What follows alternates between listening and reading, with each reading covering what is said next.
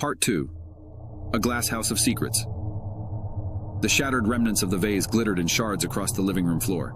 Its once pristine and luminescent blue now intermingled with the fading dark smoke that had seemingly come from nowhere. Lysandra's face paled as she approached the wreckage. Her hand hovered over the broken pieces, drawing something unseen from within. Her green eyes flickered with a myriad of emotions, primarily concern. Draco, still taken aback by the sudden event, whispered apologetically, "I'm so sorry, Lysandra.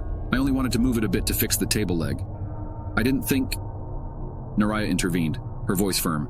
"This isn't Draco's fault. It was the vase. It reacted." Tanda, unaware of the deeper meaning of the scene, looked puzzled. "It's just a vase, right? We can get another one."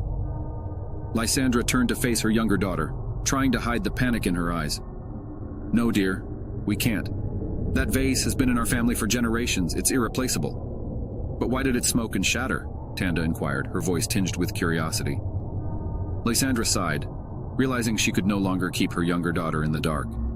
"It's time you knew," she began, "but not here. We need to go to the library." The library, located in the oldest section of their house, was a room filled with countless books, ancient scrolls, and odd artifacts. Naraya had been here many times, reading and studying. However, for Tanda, it was uncharted territory. Lysandra motioned for them to sit, and as they did, she retrieved a weathered book from a locked cabinet. "This," she began, placing the book before them, "is our family's Book of Shadows." Naraya had seen it many times, but for Tanda, it was all new. "What does it do?" she asked. "It contains our history, our spells, and our rituals," Lysandra explained. "But more importantly, it has information about the vase." Draco, who had been silent till now, stepped forward. "Do you want me to leave? I understand if this is a family matter." Lysandra shook her head. "No, Draco. You're a part of this now. It's only right you understand." As Lysandra flipped through the pages, Naraya voiced her thoughts. "Tanda has powers, Mother. I saw her levitating her locket." Lysandra's gaze met Tanda's surprised eyes. "Is this true, Tanda?" Biting her lower lip, Tanda nodded. "Yes, but I didn't understand. I thought it was just a game." Lysandra took a deep breath. "You are coming into your power, dear. Much earlier than I anticipated. Naraya started exhibiting signs when she was slightly older. The vase reacted because there's a change in the energy around us."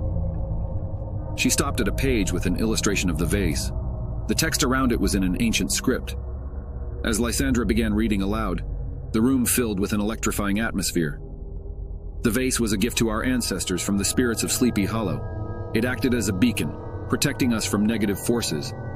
When its energy is disrupted, it's a sign that a great power is awakening, or a significant event is about to unfold."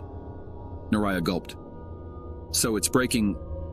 means that something is coming." Lysandra finished her sentence, her face grave. Draco, ever the practical one, asked, "So what do we do?" "We prepare," Lysandra stated. "Naraya, you need to guide Tanda. She needs to understand her powers and control them. I will look for ways to replace or mend the vase.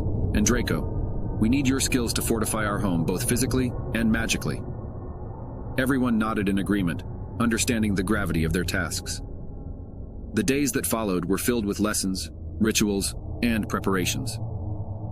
Naraya, with a combination of patience and strictness, taught Tanda the basics of their craft. Tanda, eager to learn, picked up quickly. Her power seemed to lie in telekinesis, but there was an underlying energy, raw and untamed, that both intrigued and scared Naraya. As for Lysandra, she pored over the Book of Shadows, often staying up late into the night. Her attempts to fix the vase using magic failed repeatedly, each failure making her more determined. Draco, using his unique understanding of the house, worked tirelessly. He set up protective charms and barriers. However, more than once he felt an unseen force resisting his efforts, as if something was trying to push its way in. One evening, as they all gathered for dinner, a knock echoed through the house. The sound was unexpected and unsettling, considering they rarely had visitors. Lysandra approached the door cautiously. As it swung open, a hooded figure stood there, its face obscured in the shadows. "I've come for what's mine," the voice hissed. Before anyone could react, a gust of wind blew out the lights, and the house was plunged into darkness.